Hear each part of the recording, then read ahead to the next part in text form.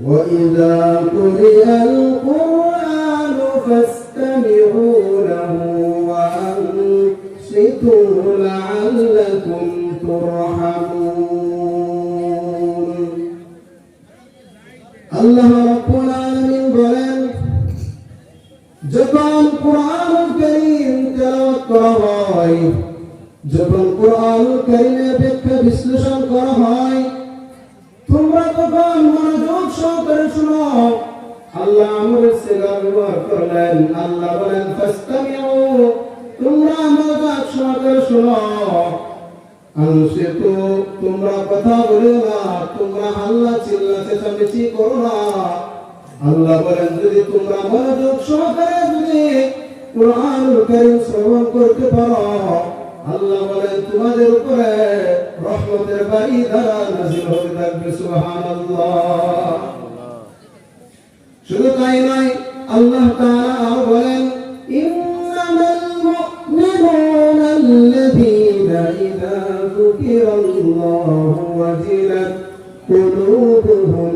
وإذا تليت عليهم آياته زادتهم إيمانا وعلى ربهم يتوكلون الله أكبر زرنا الله أكبر رب العالمين যখন মুমিন তাই যখন তাদের সম্মুখে আমি আল্লাহর কোরআন তেলাওয়াত করা হয় আমি আল্লাহর নাম নেওয়া হয় আমি আল্লাহর গুণকীর্তন গাওয়া হয় তখন তাদের কলবগুলি কেঁপে ওঠে সুবহানাল্লাহ আর যখন আমার আয়াত তারা শ্রবণ করে আমার আয়াত যখন তারা শুনে সঙ্গে সঙ্গে তাদের ঈমানগুলি বাইরে যাইতে থাকে সুবহানাল্লাহ ওয়া আলা রাব্বিহিম ইয়াতাওয়াক্কালুন তারা একমাত্র শুধুমাত্র তাদের রব আমি আল্লাহর উপরেই ভরসা করে সুবহানাল্লাহ ভাই সুবহানাল্লাহ আলহামদুলিল্লাহ বলুন রাসূল ভাই বলুন আল্লাহর নবী বলেন মান ক্বালা সুবহানাল্লাহি ওয়া বিহামদিহি কুরিসat লাহু রাহমাতুন ফিল জান্নাহ আমরা তো সুবহানাল্লাহ সুবহানাল্লাহ আমরা এখানে আসছি কিছু পাওয়ার জন্য ঠিক কি না নবী বলেন যখন কোন বান্দার মুখ দিয়া যখন কোন উম্মতে বলে সুবহানাল্লাহ হুজুর আমার সম্মুখে বসা হাদিস শরীফ সাক্ষী আল্লাহর নবী বলেন যখন বলে সুবহানাল্লাহ তখন জান্নাত ওই ব্যক্তির জন্য একটা খেজুরের গাছ লাগিয়ে দেওয়া হয় সুবহানাল্লাহ আপনি বলতে থাকবেন আর গাছ লাগাইতে থাকবেন সুবহানাল্লাহ আল্লাহর বিষয়ে কিছু কমে আছে ভাই কখনো না তো আল্লাহ তাআলা নির্দেশের ব্যাপারে আরো কি বলেন আল্লাহর জিকিরের ব্যাপারে আরো কি বলেন আল্লাহ বলেন ফাযকুরুনি আযকুরুকুম ওয়াশকুরুনি ওয়ালা তাকফুরুন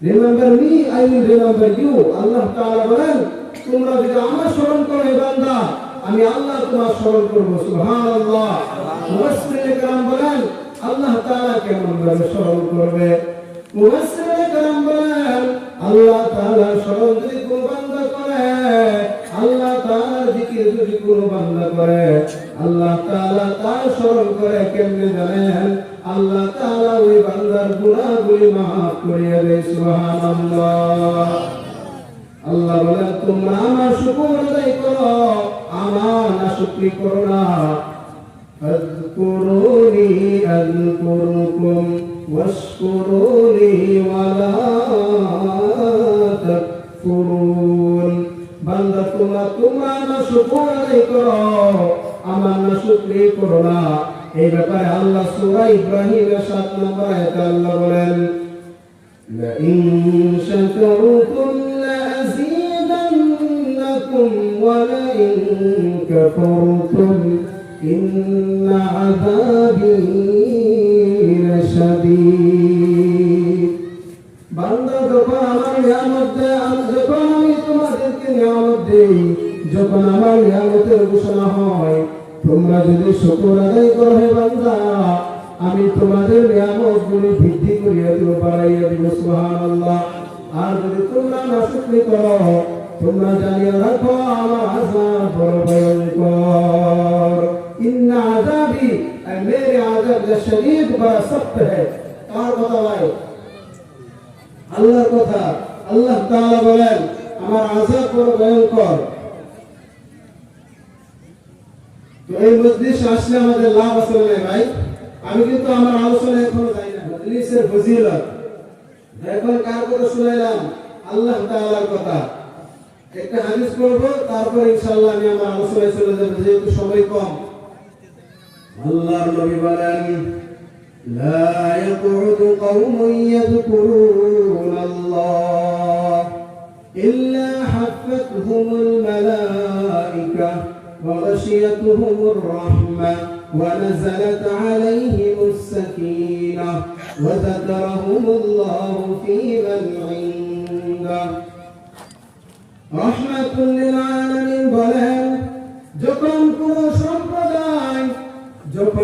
সম্প্রদায় আল্লাহ তাআলার জিকিরে মশগুল হয়ে যায়, আল্লাহ তাআলার স্মরণে মশগুল হয়ে যায়, আল্লাহ তাআলা ফেরেশতাদেরকে বলেন ও ফেরেশতারা, রহমতের ফেরেশতাদেরকে বলেন তোমরা জলদি করিয়া যাও। কারা ওই ময়দানে কোরআনের বয়ান করে, কারা কোরআনের বয়ান শুনে জলদি করে যাও। ফেরেশতারা আল্লাহর অর্ডার পাইয়া, রহমতের ফেরেশতারা আল্লাহর অর্ডার পাইয়া একজনের কাঁধের উপরে আরেকজনের পা মাহফিলের চতুর্দিকে বেষ্টন করিয়া দাঁড়াইয়া এইভাবে দাঁড়াইতে দাঁড়াইতে আল্লাহর আরশ পর্যন্ত চলে যায়। আল্লাহ তাআলা জিজ্ঞেস করেন ফেরেশতার দল তোমরা কোথায় গিয়েছিলা? ফেরেশতারা বলে মাওলা তুমি তো জানো, তারপর কেন জিজ্ঞেস করো আল্লাহ? আল্লাহ বলো ফেরেশতার দল তোমাদের মুখ থেকে আমি আল্লাহ শুনতে চাই। আল্লাহ কার মুখ থেকে শুনতে চাই ভাই? ফেরেশতাদের মুখ থেকে। খুব মনোযোগ সহকারে শুনবেন, হাদিস বলতেছি। আল্লাহ বলেন তোমাদের মুখ থেকে শুনতে চাই। আল্লাহ কেন ফেরেশতাদের মুখ থেকে শুনতে চাই জানেন নাকি? আল্লাহ তাআলা যখন মানুষ বানাবেন, আল্লাহ তাআলা যখন আমাদেরকে বানাবেন, আদম বানাবেন জমিনে, আল্লাহ খলিফা পাঠাবেন। আল্লাহ এই ব্যাপারে কোরআনে বলেছেন ওয়া ইয ক্বালা রাব্বুকা লিল মালাইকাতি ইন্নী জা'ইলুন ফিল আরদি খলিফা ক্বালু আতাজ'আলু ফীহা মান ইউফসিদু ফীহা ويسفك الدماء ونحن نسبح بحمدك ونقدس لك قال إني أعلم ما لا تعلمون الله أكبر। আল্লাহ তাআলা যখন মানুষ বানাবেন, আল্লাহ তাআলা ফেরেশতাদের সাথে একটু পরামর্শ করলেন আমি আমার জমিনে খলিফা পাঠাতে চাই, তোমরা কি বলো? ফেরেশতারা এক বাক্যে উত্তর দিয়েছিল মাওলা মানুষ বানানোর প্রয়োজন নাই, তোমার যদি জিকির করাইলে আমরাই তো আছি, এগুলো বানাইলে জমিনে ফিতনা ফাসাদ করবে, খুন খারাপি করবে, এদেরকে বানানোর প্রয়োজন নাই। তোমার যদি জিকির করার প্রয়োজন হয় আমরাই তো আছি, আমরা তো তোমার গুণগান গাই। আল্লাহ বলেন আমি যা জানি তোমরা তা জানো না। আল্লাহ এবার মানুষ বানাইলেন, এই জন্য আল্লাহ ফেরেশতাদেরকে বলেন বান্দা যখন কোনো ভালো কাম করে আল্লাহ ফেরেশতাদের সাথে আল্লাহ গর্ব করেন। আল্লাহ বলেন ও ফেরেশতার দল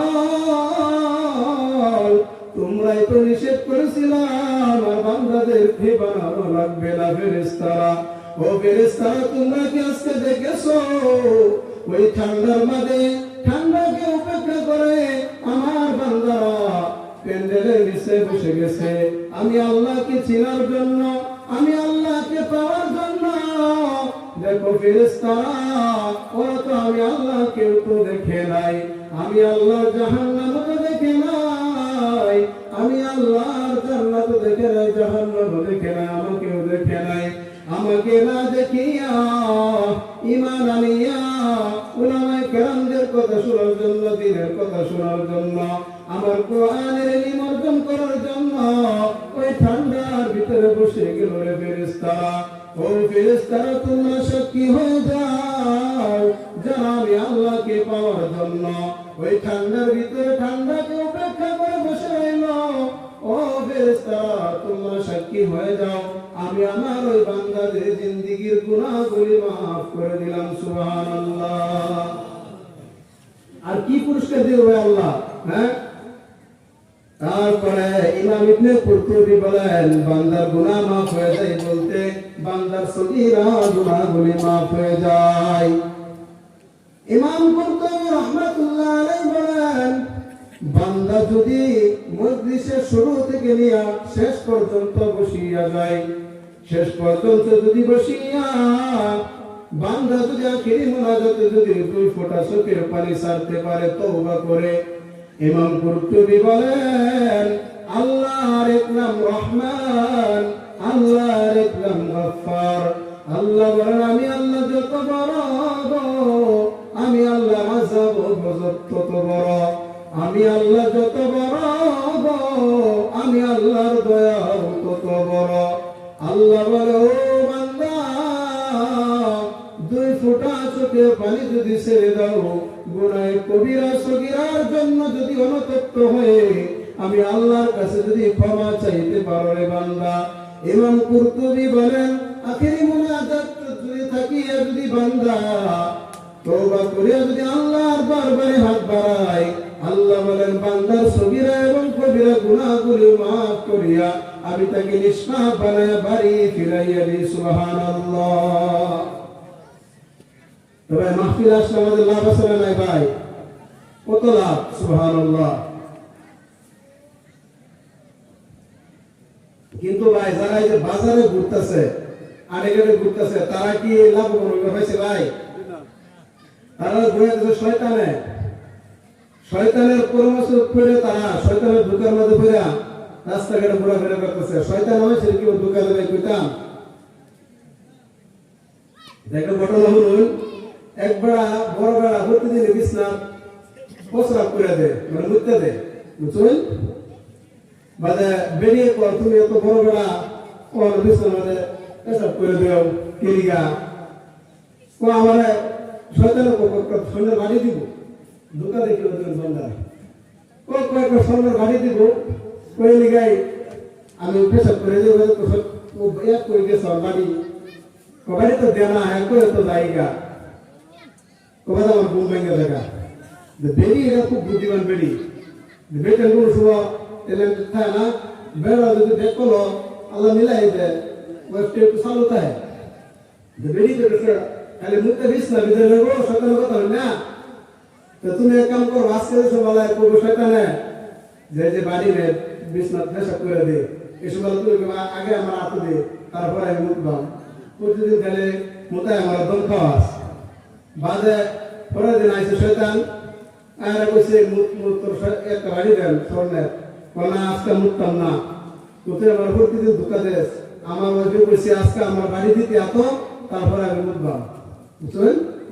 তারপরে শয়তানের বাড়ি তো আমাদের নাই, আসলে তো নাই, বাড়ি করতে দেয়, আমি তো একটা আমার তত্ত্ব আমার শয়তান আমি, তা বাড়ি করতে আমাদের নাই, কসল বাড়ি লই গেল করতে রাজাবাদ থেকে, রাজাবাদ গেছে বাড়ি আনবার লাগিয়া, বাড়ি লয়ে গেছে বলা হে রাজা দেখতেছে, দৌড়ানো শুরু করছে, দৌড় বেড়ায় গাছ উঠছে, করছে ভাই গাছ উঠছে, শয়তান তো চালাক বিরাট, গাছ উঠতে বসে। হ্যাঁ তো বেড়া কি করবো, আমি কেরাম তুই ওঠ আমার লগে লাগে, কিরম দোকান মধ্যে ভালো আছে শয়তানের দুপুর, তুই ওঠ আমার লগে লাগে। হ্যাঁ উঠতেছে, রাজা তো খাপ মারে দিচ্ছে ঠেঙ্গ দৌড়ে করতেছে, নাম বাড়িতে যা হ্যাঁ দিকে শয়তান দেয় কোহান কেরাম, ও তার মাথা হাগু করে দে, বুঝছেন? মানে দিছে একদম আউটপুট বার করে দিছে, বাইরে তো তেরা বেড়ি তো আসবে খেলা, হয়তো ঘুম ভেঙে গেছে, হয়তো কাপড় সব নষ্ট করেছে, কোহান খেলা আজকে তো তুমি আগে তো পেশাব করতে আমার শুধু একটা কাপড় নষ্ট করে দিচ্ছ। এটা হলো শয়তানের ধোঁকা। কি ভাই এটা শয়তানের ধোঁকা। ঘটনা হয়তো কত গেল, কিন্তু তারপরেও এর মধ্যে একটা শিক্ষা আছে। ঠিক না ভাই? তো শয়তানের ধোঁকা দিচ্ছে বেড়ারা স্বর্ণ গাড়ি দিব গুরু আমার দিচ্ছে, কিন্তু লাস্ট পর্যায়ে তারে কি করছে একদম কাগজ নষ্ট করে দিচ্ছে। তো শয়তানের ধোঁকা করলে আমরা ক্ষতি দিব।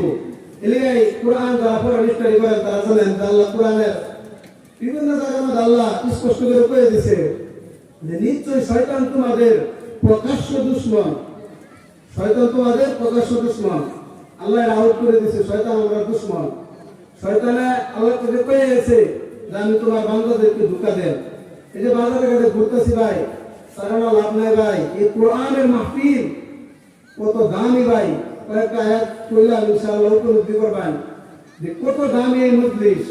আমি কি বানাই বসি ভাই, আল্লাহর কোরআন থেকে বলছি ভাই। এই মজলিসের কত দাম ভাই আমরা আজকে উপলব্ধি করবো না ভাই। এই মজলিসে অনেক দাম ভাই। সময় দিয়ে শেষ হয়ে যেতেছে গা। তো ইনশাআল্লাহ একটু যে সূরা তেলাওয়াত করছি ইনশাআল্লাহ একটু আলোচনা করে ভাই। আমি আমার খুতবার শুরুতে সূরাতুল আসর তেলাওয়াত করছিলাম। ইনশাআল্লাহ সবাই চাপে চাপে বলে ভালো বুঝ, ঠান্ডা লাগে যে লিখা না চলবো ইনশাআল্লাহ বলতে। সূরাতুল আসর তেলাওয়াত করছিলাম আপনাদের সম্মুখে, যে সূরার ভিতরে আল্লাহ পৃথিবীর মানুষকে কি মেসেজ দিয়েছে। কোরআন ভাই আমাদের গাইড বুক। কোরআন আমাদের পথ দেখাবে যে কোনটা জান্নাতের পথ, কোনটা জাহান্নামের পথ। এই কোরআন সম্পর্কে আমাদের ধারণা নাই ভাই। আরেকটা ঘটনা কই গেলে বলেছি যদি স্যার কানা ঘুরতেছে, কয় কানা? স্যার কানা অন্ধ, অন্ধ স্যার অন্ধ ঘুরতেছে, কিছু দেখে না, হাত বেন দুনিয়া কিছু দেখে না। তে হঠাৎ করে ধরে না আমরা এই শিমুল করে লুকারে হাতির খুব উৎপাদ আছে, তেলে ধরে না আইতেছে। আমার পরে হাতি দেখে তো হাতি দেয় না, লেঙ্গু ধরেছে, ধরে কই কেরা লাড়ি তুলেছিল ন, কেরা লাড়ি তুলছে ন, আরেকটা বসে ঠ্যাঙ্গ তোদের অন্ধ বাচ্চা বন্ধ কেটা লাড়ি কটা দিতে করে তো কলা গাছ, তো কলা গাছ বাজারে আরেকজন আছে, আরেকটা হুড়ো ধরছে, ধরে কই ওটা কাটা কাটা লাগে, ওটা ইয়া না, ওটা তারের কিনা একটা তারের বিশিষ্ট একটা ইয়া বানাইছে ওটা, ওটা ইয়া না, ওটা তো একটা তারের ইয়া, তোরা এক বলে একটা কথা, আরেকটা ধরছে আপনি কান হয় ধরেছে কালমেরা, ধরে করে মগারা তো তোর একটাও ঠিক না, ওটা তো ডালা, কি বলছে ভাই? ডালা, ওটা তো ডালা ভাই, চোখের পানি রাখুন না ভাই। ঘটনা হয়তো এই ঘটনা আমাদের কি জানো, আমরা কোরআন ধাবা নাকি এরকম ভাবি ভাই যে শুধুমাত্র পিতামাতা বললে কোরআন ভাগ করে, মরলে কোরআন ভাগ করে, মরার পরে হ্যাঁ ইসলামে সবাই লেগে কোরআন তেলাওয়াত করে, আলিমুল্লাহ পরামর্শ করে। কিন্তু ওই ব্যক্তিরা হয়তো মনে মনে ভাবে যে এটাই কোরআন বলতে যায় যে মানুষ মরলে তারপরে ভাষার ভাব ভাষার একটু তেলাওয়াত করে তারপরে ইসলামে সব দেবে। অনেকে এটাই ভাবে। কেলিয়ে কই মাদ্রাসা বিশ্ববিদ্যালয় পড়তাম, বহুবার ফটো ফটো যেতাম, যাওয়া হলো কোথাও ভাই একটু কোরআন কালি মেনে দিন, অন্ত এর সময় কোরআন আছে আগে তো আমরা পড়ছি 2015-16 এদিকে তো মোবাইল কোন ছিল মোবাইল, একটা কোরআন কালি মেনে দিন। কোরআন কালি আনতো আমার পরে একদম মানে ধুলাবালি হয়ে গেছে গা। জিজ্ঞাসা ভাই কি তেলাওয়াত করুন না বা করুন না, ধুলা হয়ে গেছে বুঝলে যে মায়া বসে যায় একদিন বলে আইসেন তারা বলে গেছেন কিছু আমি এবার বাবা মূল্য ভাগ করলাম। এটা হচ্ছে মুসলমান জাতি। কি জাতি ভাই? মুসলমান জাতি। কোরআনের আজমত আমরা বুঝি না, কোরআনের শান বুঝি না, যে খতম করা হবে এটা তো খতমেরই বই, যে নামাজ পড়া হবে নামাজ পড়ার বই। কিন্তু শুধুমাত্র এই যে আত্মীর কানে আত্মী না, সারা বস্তু মিলে কি আত্মী। তো আল্লাহ তাআলার কোরআন, এই কোরআনের উপর আল্লাহ কইছে যে কোরআন হইছে মানুষের হেদায়েতের বই। কে বই ভাই? হেদায়েতের বই আল্লাহ তাআলার কোরআন। এই কোরআনের একটা সূরা তেলাওয়াত করছে, সূরাতুল আসর। এই সূরাতুল আসরের ভিতর আল্লাহ তাআলা এই পৃথিবীর কারা সফল, কারা ব্যর্থ, কারা ধ্বংসের মধ্যে পড়ে গেছে আল্লাহ তাআলা এই সূরাতুল আসর কইছে। যেহেতু আমার সময় কম, এগুলা কইতে সময় গেছে গাবরায়, সংক্ষিপ্তভাবে একটু থুলমুল করে ইনশাআল্লাহ করে দেয়। এই ছোট সূরার আগে আল্লাহ তাআলা একটা কসম করছে ভাই, কি করছে? কসম করছে, শপথ করছে। ওয়াল আসর, এই ওয়াওটারে কওয়া আরবিদা ওয়াও আল কাসমিয়া, আল্লাহ এই ওয়াওটা কসম করে। শুধু এই সূরার ভিতরেই না, আল্লাহ তাআলা কোরআনের বিভিন্ন সূরার আগে শপথ করছে, কসম করছে। আল্লাহ তাআলা বলেন ওয়াত-তিন ওয়াজ-যাইতুন ওয়া তুরি সিনিন ওয়া হাযাল বালাদিল আমিন ওয়াশ-শামসি ওয়া দুহাহা ওয়াল কমারি ইযা তালাহা ওয়ান নাহারি ইযা জাল্লাহা والليل إذا يغشاها والسماء وما بناها والأرض وما طحاها ونفس وما سواها ياسين والقرآن الحكيم। আল্লাহ তাআলা কোরআনুল কারীমের বিভিন্ন সূরার শুরুতে আল্লাহ শপথ করলেন। আল্লাহ কেন শপথ করলেন রে ভাই? আমরাও শপথ করি কিনা? আমরাও শপথ করি, কিন্তু আল্লাহ তাআলার শপথ করার তো আমরা কেন শপথ করি? আমরা শপথের উদ্দেশ্য হলো আমার কথাটা বিশ্বাসের সর্বোচ্চ মানদণ্ডে নেওয়ার জন্য আমরা কসম করি। কিন্তু আল্লাহর কথা কি কোনো ভুল আছে ভাই? কোরআনের ভিতরে কোনো ভুল আছে ভাই? না, জিন্দেগিতেও না। আল্লাহ তাআলা এই ব্যাপারে আল্লাহ তাআলা কোরআনের প্রথমেই বলেছেন যালিকাল কিতাবু লা রাইবা ফীহি হুদাল লিল মুত্তাকিন। This is the book about which there is no doubt. আল্লাহ তাআলা বলেন এই কোরআনের এই কিতাবের ভিতরে ভুল তো দূরের কথা ভাই, কোনো সন্দেহই নাই। সুবহানাল্লাহ, কোনো সন্দেহই নাই। আমি তো জাস্ট আয়াত তেলাওয়াত করলাম, কিন্তু পৃথিবীর বড় বড় বিজ্ঞানীরা, গবেষকরা এই কোরআন নিয়ে গবেষণা করছে। ফাদার অফ সায়েন্স যাকে বলা হয় অ্যালবার্ট আইনস্টাইন, বিজ্ঞানের বাপ যাকে বলা হয়, ওই মানুষটা মারা যাওয়ার পরে তার বুক সেলফের উপরে সর্বপ্রথম আল্লাহ তাআলার কোরআন পাওয়া গেছে। সুবহানাল্লাহ। তাতে কি ভাই? খ্রিস্টান। তাতে কি ভাই? খ্রিস্টান আল্লাহর কোরআন রিসার্চ করত, গবেষণা করত। আর আমরা আজকে মুসলমানের কোরআন পড়বার সময় নাই, ধরবার সময় নাই। আলহামদুলিল্লাহ রাব্বিল আলামিন দিনের জোয়ার কি মানে 100% মুসলমানদের দেবদ মানে আমি ইনশাআল্লাহ আছে, কিন্তু আমরা এর কথা বলতেছি যে 71% মানুষই কোনো হইতো না। কিন্তু কোরআন নিয়ে আমাদের চিন্তা ভিত্তি করা দরকার, কোরআনের তালিম দেওয়া দরকার। তো বলতেছিলাম এই কোরআনের ভিতরে কোনো সন্দেহ নাই।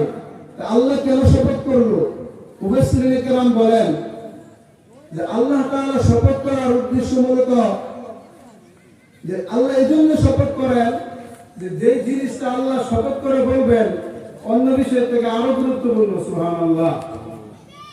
আর আল্লাহ তাআলা যেই জিনিসের শপথ করেন ওই জিনিসটা অনেক দামি, তা বুঝাবার জন্য আল্লাহ তাআলা কসম করেন, মানুষের সন্দেহ দূর করার জন্য না। আল্লাহ তাআলা তো কোরআন তো কোনো সন্দেহ নাই। আল্লাহ তাআলা ওয়াল আসর মানে সময়। অনেক মুফাসসিরে বলেছে সময়, কেউ বলেছে আসরের নামাজের সময়, বেশিরভাগ মত হলো সময়। এই সময়ের শপথ আল্লাহ তাআলা কেন করলেন? সময়ের শপথ করে আল্লাহ বুঝাইতে চায় যে মানুষ সময়টার দাম দাও। কে দাম দাও ভাই? সময়টার মূল্য দাও। দুনিয়ার লাইনে যদি সময়টা আমরা কাজে লাগাই, মানুষ জিরো থেকে হিরো হয়ে যাবো। সুবহানাল্লাহ। আখিরাতের লাইনে যদি সময়টা কাজে লাগা, মানুষটা জিরো থেকে হিরো হয়ে যাবো। আর সূরাতুল আসর এমন একটি সূরা, যে সূরা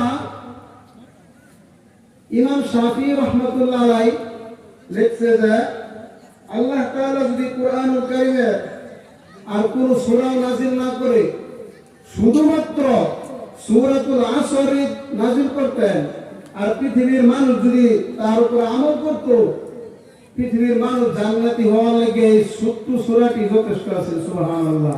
উলামায়ে কেরাম নিশ্চিত আছে কেমন গুরুত্বপূর্ণ একটি সূরা।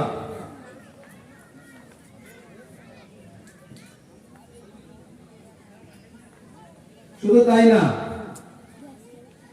সম্মানিত ভাইয়েরা আমার, নবীজির সাহাবীরা যদি একজন আরেকজনের সাথে সাক্ষাৎ করত, একজন আরেকজনের সাথে কথা বলতো, যখন তারা কথা শেষ করে চলে যাইত তখন তারা একজন আরেকজনকে বলতো, প্লিজ ভাই তুমি আমাকে সূরাতুল আসর তেলাওয়াত করে শোনাও।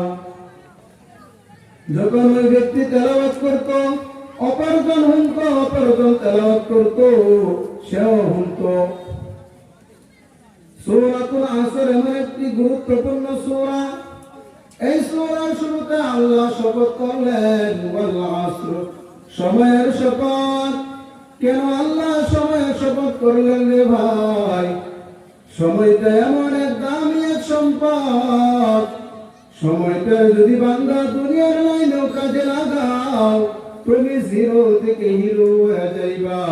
সময়টা যদি বান্দা আখিরাতের লাইনেও কাজে লাগাও তুমি জিরো থেকে হিরো হয়ে যাইবা। বলে কেমনে? ধরেন ফর এক্সাম্পল, আপনাদের এই গ্রামের দুইটি যুবক বিদেশের জমিনে কাজ করার জন্য গিয়েছে রে ভাই। একই সময় গেল দুই যুবক। 3 বছর থাকার পর দুইটা যুবক বাড়িতে ফিরে আসলো। বাড়িতে আসার পর দেখা যায় এক যুবক তার বাড়িঘর, এক যুবক তার বাড়িঘরের অভাব নাই, অনেক টাকা সে কামাই করলো। আরেকজনে কিছুই করতে পারে নাই, বাড়িঘর তো দূরের কথা, তার ঘরে ইঁদুর পড়ে আর মরে, অর্থাৎ কিছুই করতে পারে নাই। জিজ্ঞাসা করা হইল, তোমার সঙ্গী ভাই, তোমার সাথী ভাই এমন দামি হয়ে গেল, তুমি তো কিছুই করতে পারলা না। বলে, ও ভাই শোনো, আমি কি করব?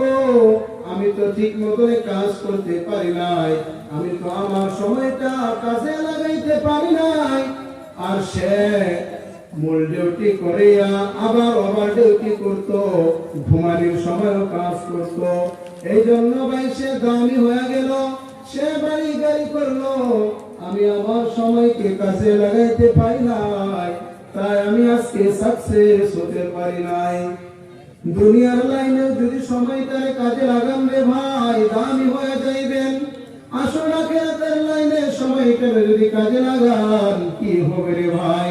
আল্লাহর নবী বলেন, কোন মানুষ যদি এশারে নামাজ পড়িয়া যদি ঘুমাইয়া যায়, সারা এশার নামাজ আদায় করিয়া যদি ঘুমাইয়া যায়, অর্ধেক রাত ইবাদত করলে যে সওয়াব হইতো আল্লাহ ওই বান্দার আমল নামায় লুকাইয়া দেয়। সুবহানাল্লাহ।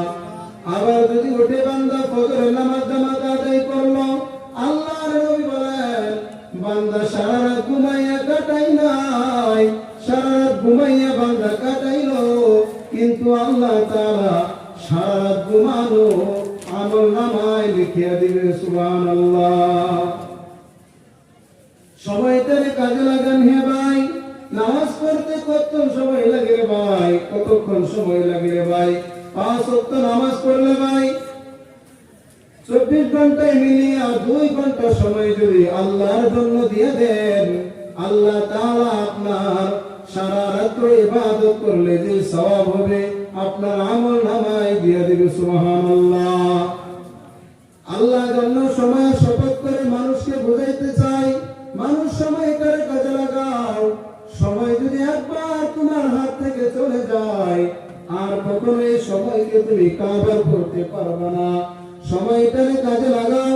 এজন্য আল্লাহ সময়ের শপথ করে আল্লাহ মানুষকে বুঝাইতে চাই। কি বলে আল্লাহ? শুনুন, ইন্নাল ইনসানা লাফি খুসর। আল্লাহ সময়ের শপথ করে বলেন, অবশ্যই নিশ্চয়ই। আমি আমার আলোচনা শেষ করে দেব। আল্লাহ বলেন নিশ্চয় অবশ্যই পৃথিবীর সমস্ত মানুষ ক্ষতির মধ্যে পড়ে রয়েছে। নিশ্চয়ই পৃথিবীর সমস্ত মানুষ ক্ষতির ভিতরে। এখন বলবেন হুজুর নামাজ পড়িয়া কি করব, রোজা রাখিয়া কি করব? কিন্তু আল্লাহ তো কথা শেষ করে নাই। হাদিস শরীফ আপনাদের সামনে তেলাওয়াত করেছিলাম। আল্লাহর নবী বলেছেন আমার প্রত্যেক উম্মত জান্নাতি, আমার প্রত্যেক উম্মত জান্নাতি। এখন বলবেন হুজুর আর নামাজ পড়বো না, সারা রাত ঘুমাইবো, রোজা রাখবো না। কিন্তু আমার নবীও শুধুমাত্র জান্নাতি বলে শেষ করে নাই, আমার আল্লাহ শুধুমাত্র ক্ষতি বলে শেষ করে নাই, ব্রেক দিল ইল্লা। আল্লাহ বলেন সমস্ত মানুষ ক্ষতির মধ্যে ইল্লাল্লাযীনা আমানু, যারা ঈমান এনেছে তারা ব্যতীত, ওয়া আমিলুস সালিহাত, যারা নেক আমল করবে তারা ব্যতীত, ওয়া তাওয়াসাউ বিল হক, যারা হকের উপদেশ দিবে, ওয়া তাওয়াসাউ বিস সবর, যারা সবর ধৈর্য ধারণের উপদেশ দিবে, তাদেরকে ছাড়া পৃথিবীর সবাই ক্ষতির মধ্যে। চাই আপনার বাড়ি থাক গাড়ি থাক, আপনি পৃথিবীর যত বড় ব্যক্তি হন না কেন, আপনি নিশ্চিত ক্ষতির মধ্যে পড়ে রয়েছেন। কথাটা কার ভাই? সবাই বলুন আল্লাহর। কথা কার ভাই? আল্লাহ। আমরা তো এখন ব্যর্থ আর সফল আমরা মাপবে কি দিয়া ভাই? যা টাকা আছে আমরা কই মানুষ তো জীবনে অনেক কিছু করলো, আর যার টেয়া নাই তো কিছু করে ফেলবো না, জীবনটা তেজপাতা হয়ে আছে। কিন্তু ভাই ক্ষতি আর সফল ভাই টেয়ার মধ্যে না ভাই, এটা দুনিয়ার কাজ। বা কারা সফল? আল্লাহ তাআলা এর কোরআনে কইছে আল্লাযীনা ইউমিনুনা বিল গায়বি ওয়া ইউকিমুনাস সালাতা ওয়া মিম্মা রাযাকনাহুম ইউনফিকুন ওয়াল্লাযীনা ইউমিনুনা বিমা উনজিলা ইলাইকা ওয়া মা وبالآخرة هم يوقنون أولئك على هدى من ربهم وأولئك هم المفلحون। ইনো তো ভাই আয়াত যে বললাম ভাই, একটা তো কইছেন আল্লাহ যার টাকা আছে সে সফল। আল্লাহ তাআলা বলেন তারাই সফল, তারাই ইমানদার, যারা গায়বের প্রতি বিশ্বাস করবে, যারা নামাজ আদায় করবে, যারা আসমানি কিতাব সমূহের উপর ঈমান আনবে, যারা নবী রাসূলদের প্রতি বিশ্বাস করবে, আখিরাত বিশ্বাস করবে, পরকাল বিশ্বাস করবে, আমি যা দিয়েছি তা থেকে দান করবে, আল্লাহ বলেন তারাই সফল কাম। সুবহানাল্লাহ। তারাই পৃথিবীর সফল, তারাই হেদায়েতের মধ্যে আছে। সুবহানাল্লাহ। তো বলতেছিলাম আল্লাহ তাআলা বলেন সমস্ত মানুষ ক্ষতির ভিতরে, কিন্তু তাদেরকে ছাড়া যারা ঈমান এনেছে ভাই, ঈমানটা কি ভাই? ঈমানটা বলে আমার বক্তব্য শেষ করে দিব। ঈমান হলো বিশ্বাস। এই বিশ্বাস আমরা কার উপরে করব রে ভাই? কিসের উপরে বিশ্বাস করলে আমরা ঈমানদার হইব? আল্লাহর নবীর দরবারে একদিন জিবরাইল আলাইহিস সালাম মানুষের বেশে আসিয়া আল্লাহর নবীকে প্রশ্ন করলেন, ও নবী আপনি বলুন ঈমান কি? আল্লাহর নবী বললেন, তুমি বিশ্বাস স্থাপন করবে আল্লাহর উপরে। যে আমরা তো ঈমানে মুফাসসাল আমানতু বিল্লাহ, বিশ্বাস করলাম আল্লাহকে, ওয়া মালাইকাতিহি ওয়া কুতুবিহি ওয়া রুসুলিহি ওয়াল ইয়াউমিল আখির ওয়াল কদরি খাইরিহি ওয়া শাররিহি মিনাল্লাহি তাআলা ওয়াল বা'থি বা'দাল মাউত। বিশ্বাস করতে হবে আল্লাহকে, বিশ্বাস করতে হবে ফেরেশতাদেরকে, মালাইকাকে, বিশ্বাস স্থাপন করতে হবে যত কিতাব আল্লাহ পৃথিবীতে প্রেরণ করেছিলেন সমস্ত কিতাব বিশ্বাস করতে হবে, কিন্তু একমাত্র মানতে হবে এখন আল্লাহর কোরআন। সেই কিতাবগুলি ফলো করতে পারবেন না, কিন্তু বিশ্বাস করতে লাগবে যে এগুলি আল্লাহর কিতাব ছিল, এক সময় আল্লাহ নাযিল করা কিতাব ছিল। তারপরে বিশ্বাস করতে হবে আখিরাতের দিনের প্রতি, মরার পরে যে আল্লাহ তাআলা আমাদেরকে আবার জিন্দা করবেন, পরকালের যে একটা দিন আছে সেই দিনটার উপরে বিশ্বাস করতে লাগবে। দুঃখ লাগে ভাই, এখন আমাদের মতো নামধারী মুসলমান, নাম কত সুন্দর, আব্দুল করিম, আব্দুল সাত্তার, কিন্তু ভিতরে ঈমান লালন করে না ভাই, ভিতরে কুফরি লালন করে। নাউজুবিল্লাহ।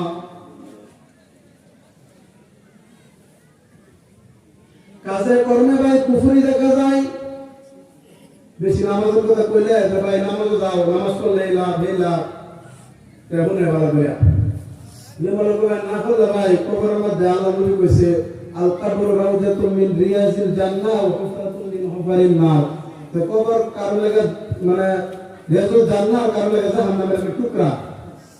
তো কবরের মধ্যে এই আযাব তার সামনে যখন বালাইনে প্রেজেন্টেশন করবেন, যখন কবর আযাবটা করবেন, এরকম আছে আমার নজরে দেখছি এই ছোট বয়সে কি কথা বলুন, ও মরার পরে লাগে আল্লাহ ৫,০০০ বই দিগা।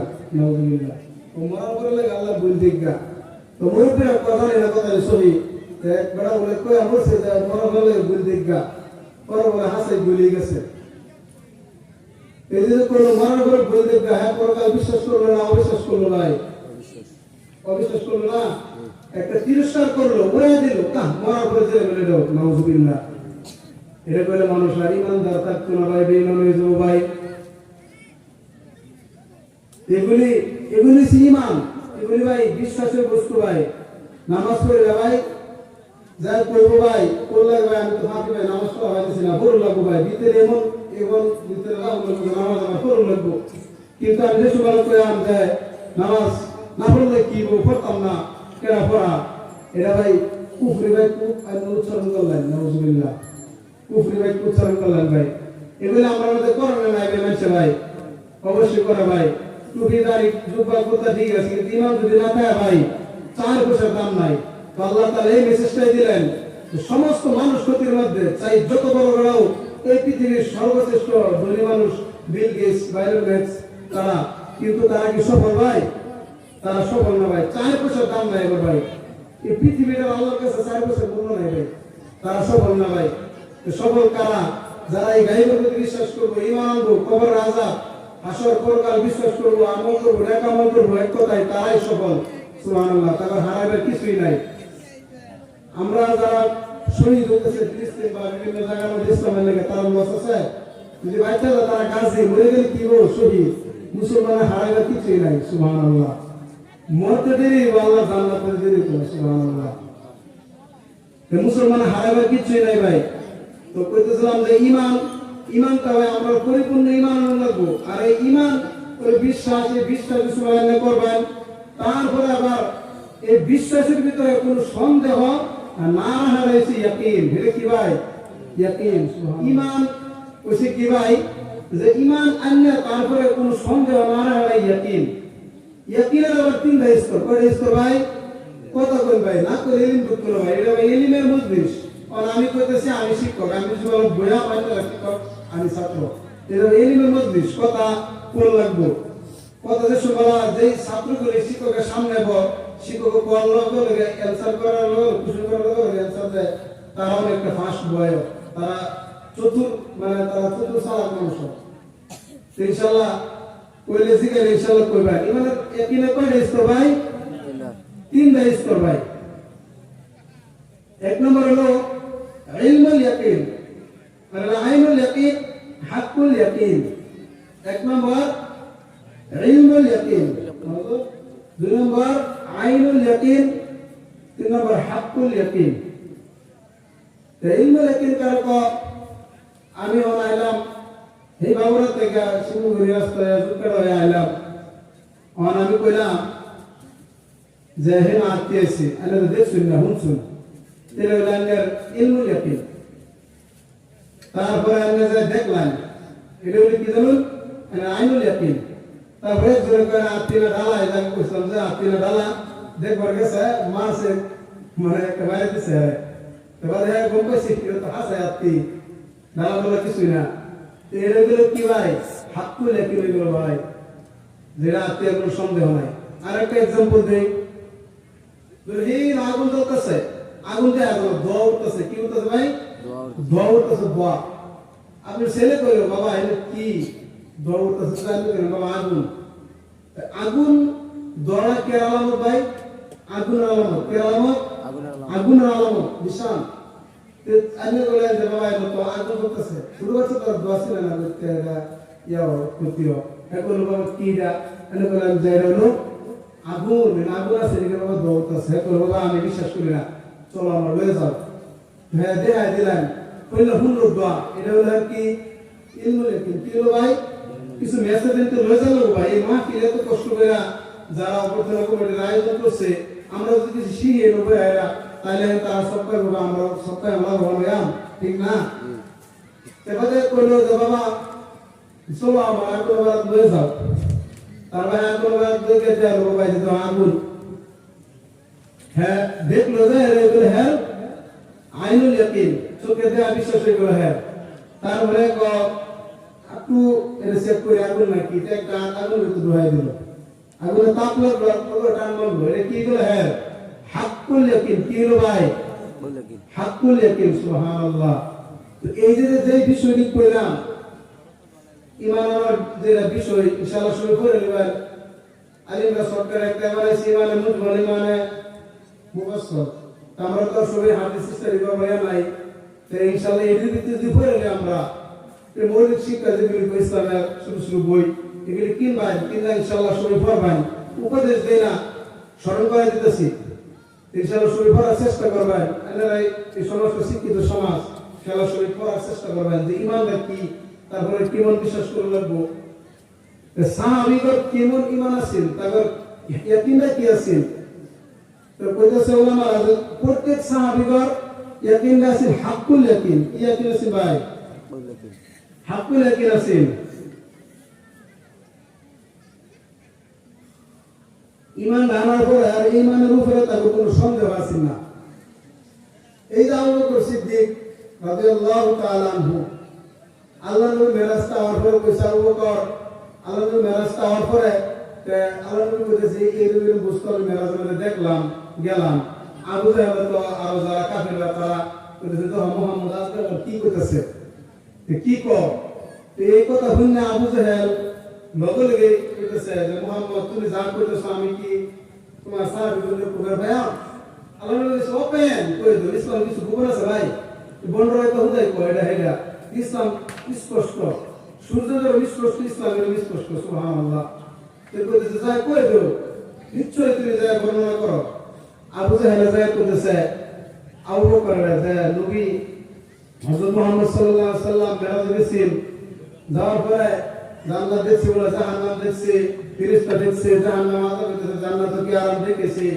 এগুলো তুমি বিশ্বাস করো আবু বকর এক বাক্য উত্তর দিছে আমার নবী যদি কয়ে থাকে আমার নবী যদি কয়ে থাকে তাহলে এর ভিতরে আমার আর কোনো সন্দেহ নাই সুবহানাল্লাহ আমার এই কথার আর কোনো সন্দেহ নাই তার বুঝে লাস্ট করে শরম পেলে বিরাগ হলো কাম হলো তারপর ইয়াকিন আছে কি হাত করে ইয়াকিন নারে তাকবীর আল্লাহু আকবার নারে তাকবীর আল্লাহু আকবার হাফিজ ও কারি জনাব হযরত মঈনুল ইসলাম বুলবুলি সাহাব ইনশাআল্লাহ আমার শ্রদ্ধেয় বড় ভাই ইনশাআল্লাহ স্টেজের কাছে পৌঁছে ইনশাআল্লাহ আমি আমার আলোচনা শেষ করে দেন ইয়াকিনের বিষয়ে একটু বলে হারাই বলতেছিলাম যে ইয়াকিন